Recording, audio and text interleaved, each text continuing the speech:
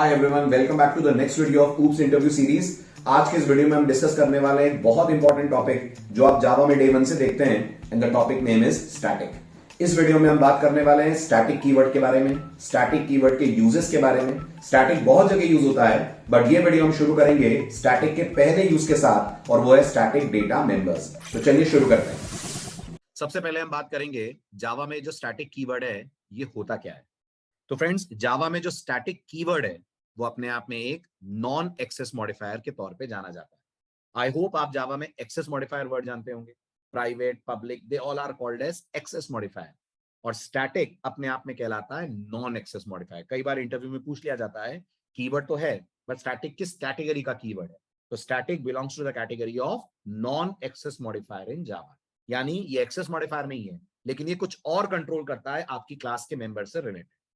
दूसरी बात, जब भी हम क्लास में स्टैटिक लगाते हैं तो कहां लगाते हैं। तो जावा कहती है आप क्लास में स्टैटिक डेटा के साथ लगा सकते हैं, आप क्लास में स्टैटिक मेथड के साथ लगा सकते हैं। और जब भी आप जावा में स्टैटिक कीवर्ड का यूज करते हैं, सबसे बड़ा फायदा आपको यह मिलता है कि जिन चीजों को आपने स्टैटिक कर रखा है उन्हें आपको वाया ऑब्जेक्ट एक्सेस करने की आवश्यकता नहीं पड़ती है। आई होप आपको याद होगा, आपने कई बार जावा में मैथ डॉट पाई लिखा होगा, लिखा है ना। आपने कभी भी मैथ क्लास का ऑब्जेक्ट नहीं बनाया होगा पाई को एक्सेस करने की। इसका रीजन सिंपल है, पाई क्योंकि मैथ क्लास के अंदर डिक्लेयर्ड है स्टैटिक। अब हम डिटेल में पढ़ने जा रहे हैं जावा में स्टैटिक कीवर्ड कहां कहां लगता है, किन किन सिचुएशंस में लगता है, और हमें कब अपने प्रोग्राम में चीजों को स्टैटिक करना चाहिए, कब स्टैटिक नहीं करना चाहिए। तो सबसे पहले हम जरूरी बात करेंगे कि जावा में स्टैटिक कीवर्ड को हम कहां कहां लगा सकते हैं। तो फ्रेंड्स, जावा में आप स्टैटिक कीवर्ड को 4 प्रोग्रामिंग सिचुएशंस में यूज कर सकते हैं। यूं कह लीजिए 4 सिचुएशंस है जो जावा ने रिकमेंड करी हैं जहां स्टैटिक यूज करा जाएगा। नंबर 1, आप जावा में डेटा को स्टैटिक कर सकते हैं। याद रहे, यहां डेटा से मेरा मतलब उस डेटा से है जिसे आप डिक्लेयर करते हैं एट द क्लास लेवल, है ना। ध्यान से सुनिएगा, ये भी एक इंटरव्यू क्वेश्चन है। ये वो डेटा होगा which is declared at the class level, not declared at the local level. आप किसी मेथड बॉडी के अंदर वेरिएबल को स्टैटिक नहीं कर पाएंगे, जावा दे देगी एरर। सिर्फ क्लास बॉडी में जो आप वेरिएबल्स बनाते हैं आप उन्हें स्टैटिक कर सकते हैं, उन्हें हम बोलते हैं स्टैटिक डेटा मेंबर। नंबर 2, आप जावा में क्लास के मेथड्स को स्टैटिक कर सकते हैं। आप बहुत बार मेन को स्टैटिक होता हुआ देखते हैं, आपको पता नहीं होता इनिशियली कि मेन स्टैटिक क्यों है। अब ये वीडियो देखने के बाद आपको समझ में आ जाएगा, या ये सीरीज देखने के बाद समझ में आ जाएगा कि मेन स्टैटिक होना क्यों जरूरी होता है। तीसरी चीज जो जावा में स्टैटिक बनाई जा सकती है वो है जावा के स्टैटिक ब्लॉक्स। ऐसा बहुत कम लैंग्वेजेस में आपने देखा होगा। जावा इस मामले में थोड़ी स्पेशल है कि वो आपको स्टैटिक ब्लॉक नाम का भी ब्लॉक क्रिएट करने को देती है। And last but not the least, आप जावा में क्लासेस को भी स्टैटिक कर सकते हैं। बट यहां अगेन आपके लिए एक छोटा सा इंपॉर्टेंट इंफॉर्मेशन है, हर क्लास को नहीं, सिर्फ उन क्लासेस को जो किसी क्लास के अंदर आपने बनाई। फॉर एग्जाम्पल, अगर मेरे पास एक क्लास ए है और मैंने इसके अंदर आकर एक क्लास बी बनाई है फ्रेंड्स, तो मैं अगर चाहूं तो बी क्लास के आगे लगा सकता हूं कीवर्ड स्टैटिक। ए क्लास के आगे अगर मैंने स्टैटिक लगाने की कोशिश करी, जावा दे देगी एरर। इसलिए यहां लिखा हुआ है you can not use static with outer class, you can use it with the nested class और द इनर क्लास। जो किसी क्लास के अंदर बन रही है वो स्टैटिक हो सकती है, बाहर वाली क्लास को आप नहीं कर सकते हैं स्टैटिक। चलिए, अब आज के इस वीडियो में इन चारों में से फ्रेंड्स हम कवर करने वाले हैं पहला topic which is static data member. Java में डेटा मेंबर को स्टैटिक क्यों करा जाता है, और करा जाता है तो उसका असर देखने को हमें क्या मिलता है। तो चलिए सीधे अपने डेवलपमेंट एनवायरनमेंट पे चलते हैं, and let us try understand Java में स्टैटिक करते हैं तो क्या इफेक्ट होता है। तो इमेजिन करिए फ्रेंड्स, मैंने जावा में क्लास डिजाइन करी। क्लास का नाम मैंने अपनी तरफ से रखा डेमो। ओके, मैंने डेमो क्लास के अंदर एक ए और एक बी, ये 2 वेरिएबल्स बनाए। अब आपसे अगर मैं पूछूं कि आप मुझे बता सकते हैं ये ए और बी किस तरह के वेरिएबल हैं, तो आपका जवाब होगा हाँ, इन्हें हम जावा की वोकैबुलरी में बोलते हैं इंस्टेंस वेरिएबल। राइट, इनका यही नाम होता है ना, इंस्टेंस वेरिएबल। राइट। अब अगर आपसे मैं पूछूं ये जो ए और बी हैं ये मेमोरी में कब आएंगे, ऐसा कब होगा कि जावा ए और बी को मेमोरी में जगह दे। जवाब है जब हम डेमो क्लास का क्रिएट करेंगे ऑब्जेक्ट। जब भी डेमो का ऑब्जेक्ट क्रिएट होगा, जावा ए और बी को रैम में स्पेस दे देगी। नंबर 2, जावा ए और बी की कितनी कॉपीज बनाएगी, तो जवाब है उतनी कॉपीज बनाएगी जितने हम लोग डेमो क्लास के बनाएंगे ऑब्जेक्ट।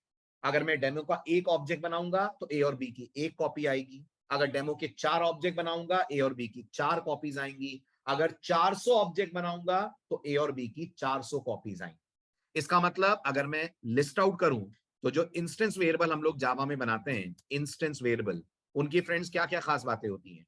उनकी पहली खास बात होती है they are closely associated with object of the class. They are closely associated with the object of the class. मतलब क्या है इस बात का, they are associated with object? मतलब वो मेमोरी में तभी आते हैं जब क्लास का ऑब्जेक्ट मेमोरी में आता है, right? Point number 2, they arrive in memory. They arrive in memory only when an object arrives. जब भी कोई ऑब्जेक्ट मेमोरी में आएगा तभी उसके इंस्टेंस वेरिएबल्स को जावा मेमोरी में जगह देगी। ओके, नंबर 2 जो मैंने आपको समझाया, जो यहाँ थर्ड पॉइंट है, वो ये कि इनकी उतनी कॉपीज बनेंगी जितने क्लास के आप बनाओगे object. They have as many copies created as many copies created as we have created objects of the class।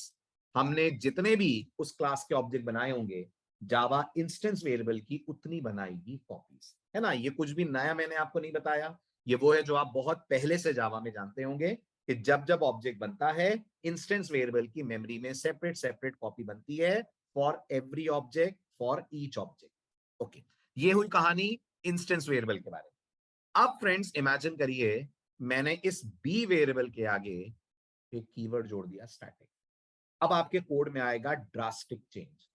अगर मैंने इस बी वेरिएबल को स्टैटिक कर दिया तो गौर कीजिएगा, नंबर 1, जावा इसके लिए ऑब्जेक्ट क्रिएशन का वेट नहीं करेगी कि ऑब्जेक्ट बने तभी बी मेमोरी में आएगा। ए अभी भी मेमोरी में तब आएगा जब क्लास का क्रिएट होगा ऑब्जेक्ट, लेकिन बी को मेमोरी में लाने के लिए जावा ऑब्जेक्ट बनने का इंतजार नहीं करेगी। जब भी क्लास को आप यूज करेंगे जावा सबसे पहले बी को मेमोरी में जगह देगी। इस बारे में मैं और खुल के आपसे बात करूंगा जब हम स्टैटिक ब्लॉक टॉपिक पढ़ेंगे।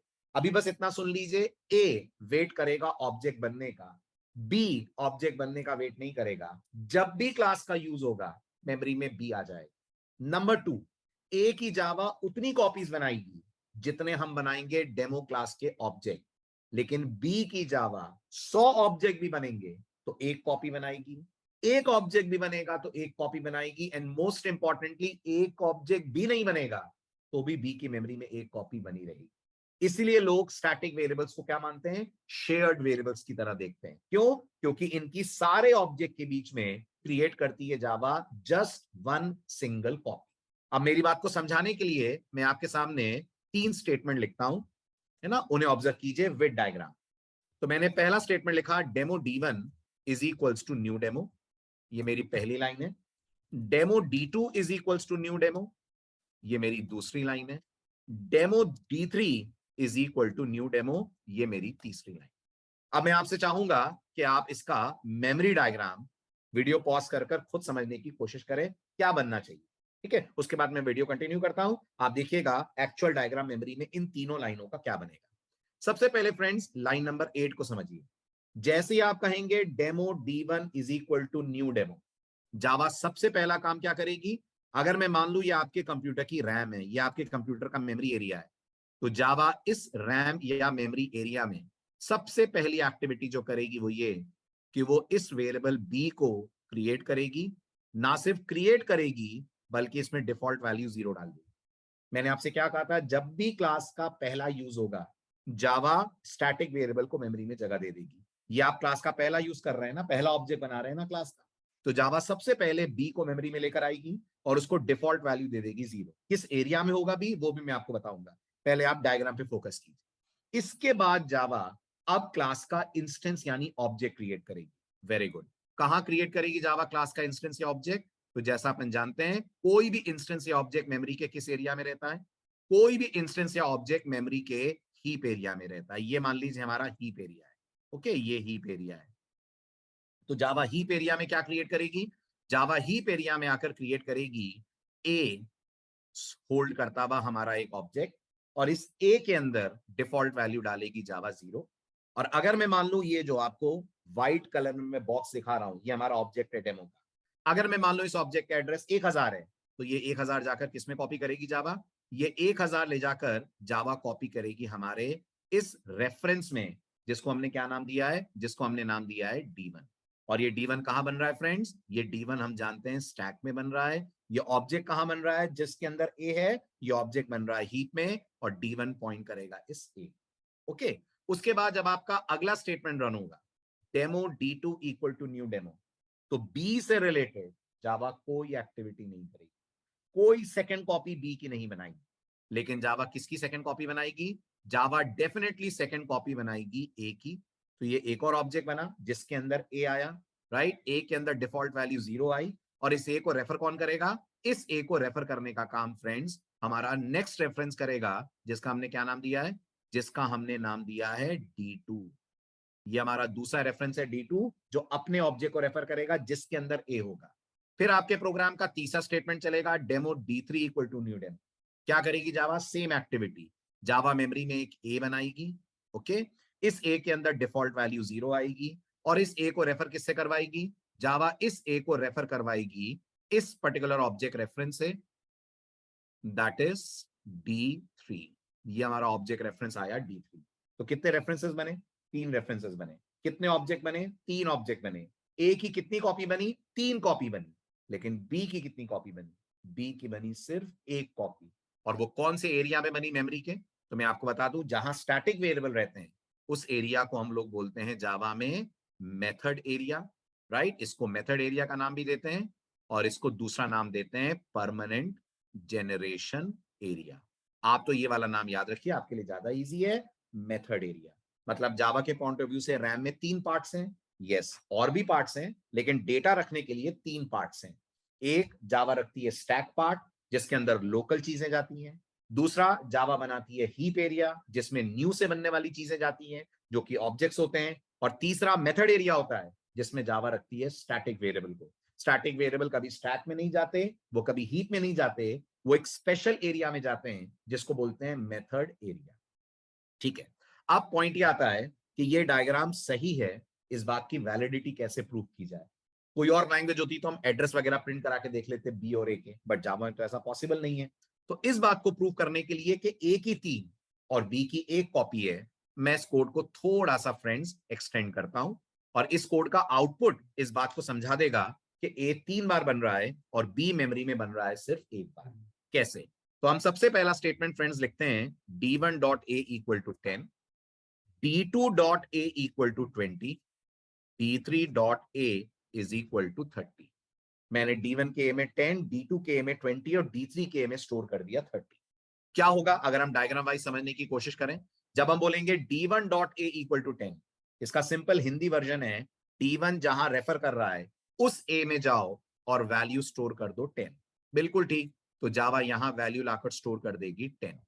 फिर हम कह रहे हैं d2.a इक्वल टू 20, d2 जहां रेफर कर रहा है वहां जाओ और ए में वैल्यू स्टोर करके आ जाओ 20। अब आप मुझे बताइए, क्या 20 ने 10 को रिप्लेस करा, क्या 20 ने 10 को ओवरराइट करा, नहीं करा, क्योंकि D2 का ए अलग है, D1 का ए अलग है, दोनों के पास अपना अपना ए है, कोई कॉमन ए इनके पास नहीं है। और जब मैं कहूंगा d3.a इक्वल टू 30, तो ये तीसरा असाइनमेंट चला, लेकिन तीसरा असाइनमेंट तीसरी कॉपी पे चला, तो जो तीसरा वाला ए था उसके अंदर वैल्यू जाकर स्टोर हो गई 30। ठीक है, यानी D1 के ए में 10 है, D2 के ए में 20 है, D3 के ए में 30 है। ये इस डायग्राम को देखकर हमें समझ आ रहा है। अच्छा, और मैं एक्सेस क्यों कर पा रहा हूं ए को, क्योंकि मैंने जानबूझ के इनके आगे प्राइवेट कीवर्ड नहीं लगाया है। ओके, जब हम प्राइवेट नहीं लगाते हैं तो चीजें आउटसाइड द क्लास एक्सेस हो जाती हैं। अभी के लिए आप बस इतना याद रखिए, और इसके बारे में मैं आगे के वीडियोस में बात करूंगा। और मैंने जानबूझ के उन्हें प्राइवेट नहीं करा है, ताकि हम डायरेक्ट मेन से एक्सेस करके अपने प्रोग्राम का आउटपुट देख पाए, नहीं तो फिर मुझे प्राइवेट करने के बाद मेथड बनाना पड़ेगा, है ना। और ये वैसे भी कोई मैं प्रॉपर कोड नहीं लिख रहा हूं, सिर्फ स्टैटिक का बिहेवियर समझाने का कोड है ये। प्रॉपर कोड में तो डेटा प्राइवेट ही करेंगे अपन। अब इसके बाद मैंने क्या करा, इसके बाद मैंने system.out.println डाला, और मैंने D1, D2, D3 सबके ए को डिस्प्ले करवाया। क्या लिखा मैंने, system.out.println D1.a is equals to plus D1.a, ठीक है, then plus comma D2.a is equals to double quotes, comma D2.a is equals to double quotes बंद plus D2.a plus double quotes open, comma D3.a is equals to plus D3.a। Simple है ना, D1 का A, D2 का A, D3 का A, तीनों को मैंने display करवाया। Very good. अब अगर मैं इस पीस ऑफ कोड को रन करता हूं, एज वी नो आउटपुट हमें मिलेगा 10, 20, 30। चेक कीजिए what is the output coming. We are getting 10, 20 and 30। D1 का A 10 आ रहा है, D2 का A 20 आ रहा है, D3 का A 30 आ रहा है। क्यों आ रहा है? क्योंकि मेमोरी में 3 कॉपीज है A की, D1 की अलग, D2 की अलग, D3 की अलग। Very good. Now let us try to repeat the same set of lines on B। अब ये का ये कोड फ्रेंड्स मैं B पे रिपीट करता हूं। इनफैक्ट इसको कॉपी पेस्ट कर देता हूं मैं, और जितने A हैं बस उन्हें B से रिप्लेस कर देता हूं। तो मैंने यहां क्या लिखा, D1 dot B equal to 10, D2 dot B equal to 20, D3 dot B equal to 30। यहां क्या प्रिंट करा, D1 dot B is equals to D1 dot B, D2 dot B is equals to D2 dot B, D3 dot B is equals to D3 dot B। है ना, simple है। अब आप इस piece of code को run कीजिए। Run करने से पहले अपन ट्रेस करने की कोशिश करते हैं। जब आप बोलेंगे D3 dot A equal to 10, तो आप मुझे बताइए मेमोरी में कितने A हैं, सॉरी कितने B हैं। जब आप बोलेंगे D3 dot B equal to 10, तो मेमोरी में कितने B हैं? एक ही B है, तो इस B पे जावा जाएगी और इस B के अंदर क्या वैल्यू स्टोर करेगी, इस B के अंदर वैल्यू स्टोर करेगी 10। लेकिन जब अगले ही सेकंड आप बोलेंगे D2 dot B equal to 20, तो वही तो B है जो D1 के लिए भी है और वो D2 के लिए भी है, कॉमन है दोनों के लिए भी। तो जावा क्या करेगी, जावा इसी B पे जाएगी, पुराना वाला 10 हटाएगी और नई वाली वैल्यू डाल देगी विच राइट नाउ इज 20। और जब आप कहेंगे D3 dot B equal to 30, तो जावा क्या करेगी, पुराना वाला B हटाएगी 20 और नई वाली वैल्यू डाल देगी विच इज 30। इसका मतलब जब आप D1 से B को एक्सेस करोगे, तब आपको 10, 20 नहीं मिलने वाला है, तब आपको D1 का B भी 30 दिखेगा, D2 के लिए B भी 30 दिखेगा और D3 के लिए भी B आपको नजर आएगा 30। तो क्या मैं ये मान लूं सबके B की वैल्यू सेम है? क्या ये मान लूं सबके B की वैल्यू सेम है? नहीं, B की वैल्यू सेम नहीं है, सबके लिए B ही सेम है। एक ही B है और वो सारे ऑब्जेक्ट के लिए कॉमन है, कॉमन वैल्यू रखे हुए है, इसलिए आपको सबके लिए वैल्यू मिल रही है 30, 30, 30, जो हम आउटपुट देखकर भी समझ पाएंगे। Have a look at the output. ऊपर D1 A प्रिंट होगा, नीचे आपको B प्रिंट होता हुआ नजर आएगा। Let me erase this part. तो आप देख सकते हो आउटपुट में आपको A की वैल्यू सबके लिए मिल रही है सेपरेट, है ना, 10, 20, 30, जबकि B की वैल्यू नोटिस करिए सबके लिए सेम मिल रही है 30, 30, 30। इससे क्या साबित हुआ, इससे ये साबित हुआ कि स्टैटिक की मेमोरी में बनती है सिर्फ एक सिंगल कॉपी, जबकि इंस्टेंस वेरिएबल की मेमोरी में बनती है उतनी कॉपीज जितने अपन लोग बनाते हैं ऑब्जेक्ट। ठीक है। अब एक और जरूरी बात जो आपको इस डायग्राम को देखकर थोड़ा सा परेशान कर सकती है, वो ये बात है कि ये बताइए जो B है, क्या ये D1 जिस ऑब्जेक्ट को पॉइंट कर रहा है उसके मेमोरी एरिया का पार्ट है? नहीं है ना। जो B है वो उस ऑब्जेक्ट का पार्ट नहीं है ना जहां D1 पॉइंट कर रहा है। D1 जहां पॉइंट कर रहा है वहां तो सिर्फ A बैठा है, D2 जहां पॉइंट कर रहा है वहां भी सिर्फ A बैठा है, D3 जहां पॉइंट कर रहा है वहां भी सिर्फ A बैठा है। B तो उस हीप एरिया में है ही नहीं जहां ये A बैठे हैं। तो फिर हमारा ये स्टेटमेंट, हमारा ये सिंटेक्स, इसको मैं हटा रहा हूं,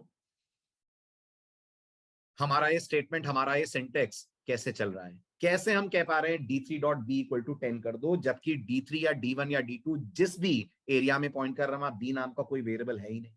तो एक्चुअल में फ्रेंड्स ये जो स्टैटिक चीजें होती हैं, इन्हें कभी भी ऑब्जेक्ट से एक्सेस हमें नहीं करना चाहिए। ये ऑब्जेक्ट रेफरेंसेस है ना, D1, D2, D3, इनसे एक्सेस नहीं करना चाहिए। क्यों नहीं करना चाहिए? क्योंकि ये ऑब्जेक्ट के लिए नहीं बने हैं, ये क्लास लेवल पे क्रिएट हुए हैं और इनकी पर क्लास एक कॉपी बनती है। यानी ये जो B आप देख रहे हैं ना, ये डेमो क्लास के लिए सिंगल कॉपी लेकर बैठा। ये D1, D2, D3 का भी नहीं है, डेमो का भी है। क्योंकि ये डेमो का भी है, इस कोड को लिखने का सही तरीका D1 डॉट B नहीं है, इस कोड को लिखने का सही तरीका है demo dot B equal to 10, demo dot B equal to 20, demo dot B equal to 30। कहने का मतलब जब भी स्टैटिक मेंबर को एक्सेस करें, कभी भी ऑब्जेक्ट रेफरेंस से ना करें, हमेशा करें क्लास के नाम से। हालांकि अगर आप ऑब्जेक्ट रेफरेंस से करते हैं तो जावा का कंपाइलर इतना समझदार है, वो ऑब्जेक्ट रेफरेंस का नाम हटाकर वहां सब्स्टिट्यूट कर देता है क्लास का नाम। आपको देखने में लग रहा होगा कि ऑब्जेक्ट रेफरेंस का नाम आ रहा है, आपकी नजरों में ये D1 डॉट B है, बट जावा की नजरों में ये कन्वर्ट होकर डेमो डॉट B बन जाएगा। हमें लग रहा है D2 dot B equal to 20 है, जावा इसे demo dot B equal to 20 बना देगी। हमें लग रहा है d3 dot B equal to 30 है, जावा इसे demo dot B equal to 30 बना देगी। तो अगर इंटरव्यूअर पूछता है क्या हम स्टैटिक चीजों को ऑब्जेक्ट रेफरेंस एक्सेस कर सकते हैं, कर सकते हैं, तो हाँ कर तो सकते हैं। करना चाहिए, नहीं करना चाहिए, क्योंकि ये ऑब्जेक्ट का पार्ट ही नहीं है, ये पार्ट है क्लास का, इसलिए इन्हें एक्सेस करा जाता है क्लास के नाम से। और अब आपको बहुत अच्छे से समझ में आ रहा होगा क्यों जावा में हम लोग कहते हैं मैथ डॉट पाई। क्यों? इसलिए क्योंकि ये जो पाई है ये मैथ क्लास का स्टैटिक मेंबर है, और स्टैटिक मेंबर ऑब्जेक्ट के मेमोरी एरिया का हिस्सा नहीं होते, वो मेथड एरिया का पार्ट होते हैं, और इसलिए वो क्लास के नाम से एक्सेस करे जाते हैं, ना कि ऑब्जेक्ट रेफरेंस के नाम से।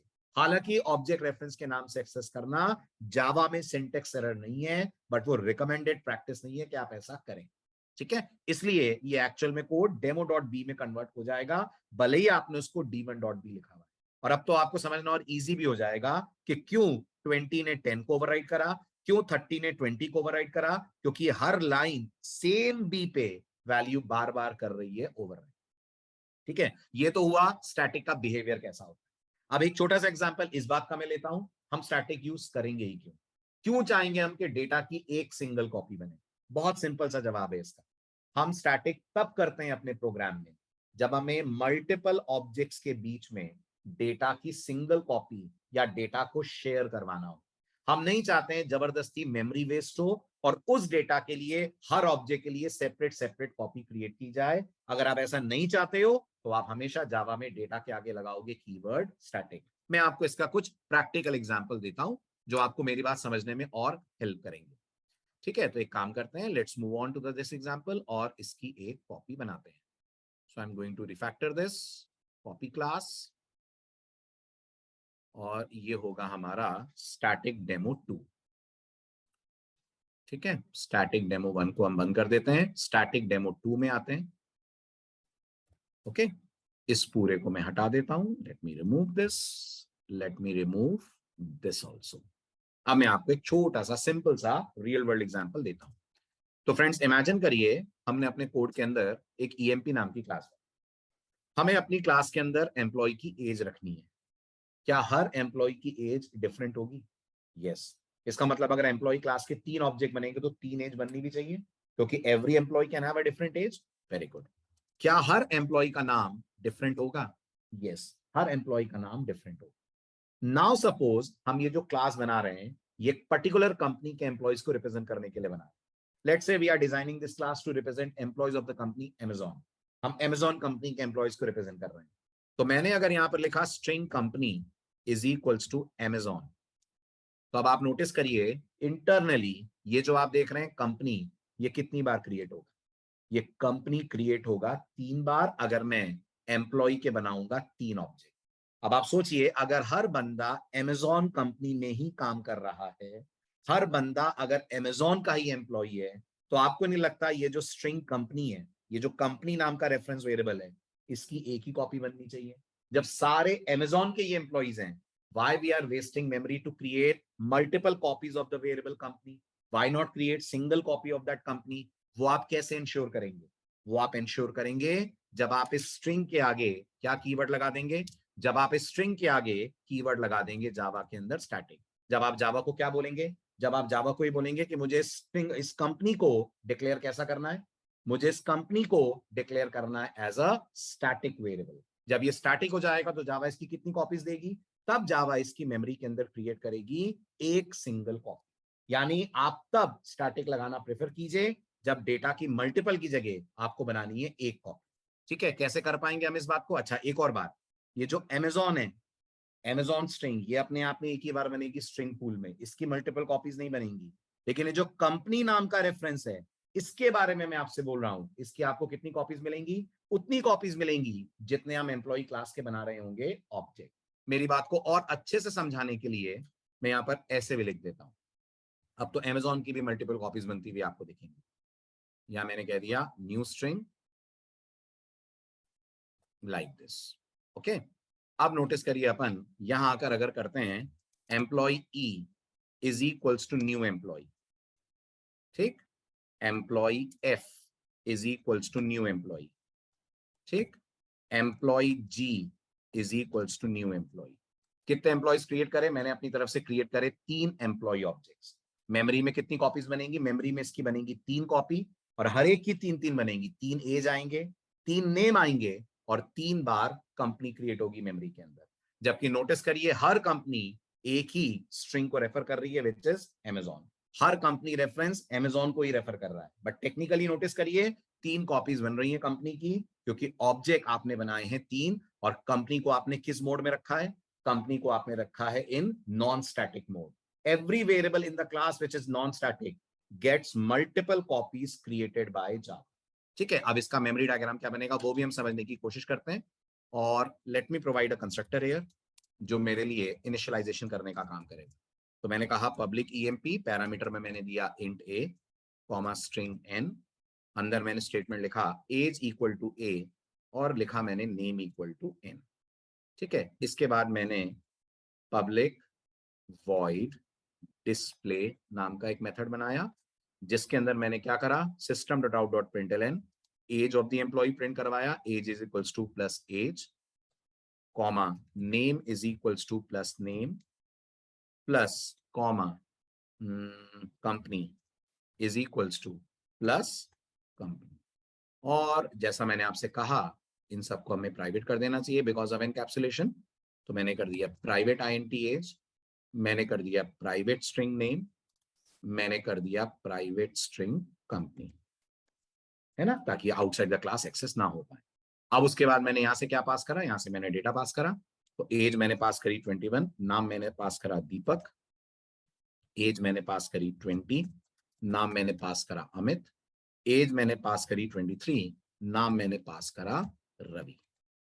ठीक, इसके बाद मैंने कह दिया E dot display, very good, F dot display and finally G dot display. सबको मैंने डिस्प्ले करा दिया। अब इस पूरे पीस ऑफ कोड का मेमोरी डायग्राम, मेमोरी पिक्चर क्या बन रही है वो समझिएगा।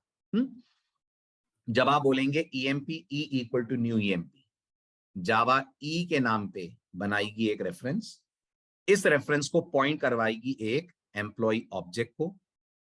एम्प्लॉय ऑब्जेक्ट में 3 वेरिएबल होंगे जिसमें से एक का नाम फ्रेंड्स एज होगा, एक का नाम नेम होगा और एक का नाम होगा कंपनी। एज के अंदर वैल्यू कितनी आएगी? एज के अंदर वैल्यू आएगी आपने जो पास करा है 21, राइट। नेम में क्या आएगा? नेम में दीपक आएगा और दीपक एक स्ट्रिंग है तो ऑब्वियस ये बात है नेम दीपक नाम की स्ट्रिंग को पॉइंट करेगा। और ये जो कंपनी है ये किसको पॉइंट करेगा? ये पॉइंट करेगा Amazon। समझने की कोशिश करिएगा, है ना। कितनी चीजें बनी? 3 चीजें बनी, एज 21, नेम दीपक और कंपनी पॉइंट कर रहा है Amazon को। इस ऑब्जेक्ट का एड्रेस 1000 मान लू तो ई में 1000 आएगा। जब आप एफ बनाएंगे बिल्कुल सेम पिक्चर मेमोरी में बनेगी, है ना। ये हमारा एफ बना, लॉजिकली नोटिस करिए एफ बनेगा, वो पॉइंट करेगा अपने एम्प्लॉय ऑब्जेक्ट को। इसके एम्प्लॉय ऑब्जेक्ट के अंदर एक एज होगा, ऑफ कोर्स डिफरेंट है तो एज की वैल्यू 20 होगी। देन एक नेम होगा, ठीक है, नेम के अंदर क्या आ रहा है? अमित, तो ये पॉइंट करेगा किसको? ये पॉइंट करेगा अमित को। और कंपनी के अंदर क्या स्टोर हो रहा है? कंपनी के अंदर फिर से आप नोटिस करिए न्यू स्ट्रिंग Amazon, एक और Amazon होल्ड करने के लिए स्ट्रिंग बनेगी और कंपनी नाम का रेफरेंस इस Amazon नाम की स्ट्रिंग को पॉइंट करेगा। कितनी कॉपीज बनी? फिर 3 कॉपीज बनी, एक एज, एक नेम, एक कंपनी। और मान लेते हैं इसका एड्रेस 2000 है तो यहाँ 2000 आएगा। और ऐसा ही होगा जब आप जी बनाएंगे, यहाँ जी बना, जी ने किसको पॉइंट करा? जी ने पॉइंट करा अपने एम्प्लॉय ऑब्जेक्ट को। इसके अंदर भी 3 मेंबर्स हैं, एक एज है, एक नेम है और एक कंपनी है। एज के अंदर वैल्यू क्या आई? 23। नेम ने किसको पॉइंट करा? नेम ने पॉइंट करा, सॉरी, हाँ ठीक है बिल्कुल, रवि, राइट। और कंपनी ने किसको पॉइंट करा? कंपनी ने पॉइंट करा एक और नई स्ट्रिंग Amazon। कितने Amazon बने? 3 Amazon बने, क्योंकि मैंने यहाँ न्यू बोला हुआ है ना। 3 Amazon बने, उन 3 Amazon के लिए 3 रेफरेंसेस बने कंपनी के नाम पे, लेकिन टेक्निकली नोटिस करिए एज नेम भी 3 ही बने। तो मतलब हर एम्प्लॉय के लिए आपका प्रोग्राम 3 कॉपीज बना रहा है इंस्टेंस वेरिएबल। अब आप मुझे बताइए जब सारी कंपनी Amazon ही है, हर कंपनी Amazon ही है, तो क्या हम Amazon को सिंगल कॉपी पे नहीं ला सकते थे?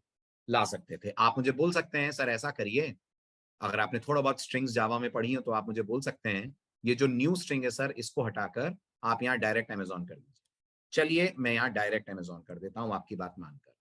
आप बिल्कुल सही सोच रहे हैं, Amazon स्ट्रिंग अब मेमोरी में क्रिएट होगी एक बार, है ना। लेकिन देखिएगा कौन अभी भी 3 कॉपीज बनाएगा। Amazon स्ट्रिंग मेमोरी में क्रिएट होगी एक बार। ओके, तो ये हमारा Amazon स्ट्रिंग को रेफर करने वाला, ये हमारा Amazon स्ट्रिंग का रिप्रेजेंटेशन। अगर आप स्ट्रिंग्स जानते हो तो ये स्ट्रिंग पूल में बनेगा। और इस Amazon स्ट्रिंग को कौन पॉइंट कर रहा है? इसी Amazon स्ट्रिंग को ये कंपनी पॉइंट कर रहा है, इसी Amazon स्ट्रिंग को ये कंपनी पॉइंट कर रहा है, और इसी Amazon स्ट्रिंग को ये कंपनी भी पॉइंट कर रहा है।